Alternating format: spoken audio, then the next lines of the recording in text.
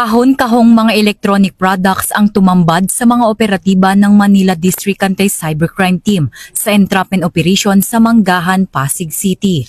Ayon sa supplier, 7 ulit umorder ng iba't ibang electronic products ang suspect na tinatayang nagkakahalaga ng mahigit 200,000 piso at ipinadala ang mga resibo ng bank transfer bilang patunay ng bayad para sa mga nasabing order. Dahil sa paniniwalang lehitimo ang mga ipinadalang resibo, agad namang idineliver ng supplier ang mga produkto sa address na ibinigay ng suspect. Subalit matapos ang paulit-ulit na transaksyon, minabuti ng supplier na i-validate ang kanilang online banking account at dito napag-alaman na wala ni 1 sentimo ang pumasok mula sa nasabing mga transaksyon. At lumabas na pawang mga peking resibo ang mga ipinadala ng suspect. Dahil dito, nahaharap ngayon ang suspect sa kasong swindling o estafa ng Revised Penal Code.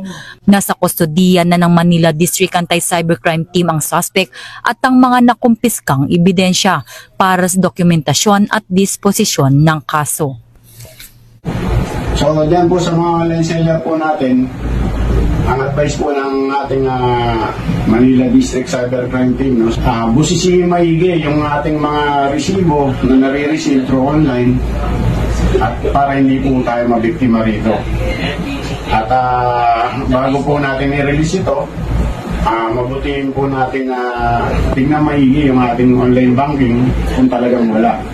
At magbigay ng palugit or agaw para ito ma-validate. Mula dito sa Campo Crame, ako ang inyong PNN correspondent, Patrolwoman Mary Grace Artizuela, nagbabalita para sa Police News Network, alagad ng batas, tagataguyod ng Balitang Pulis.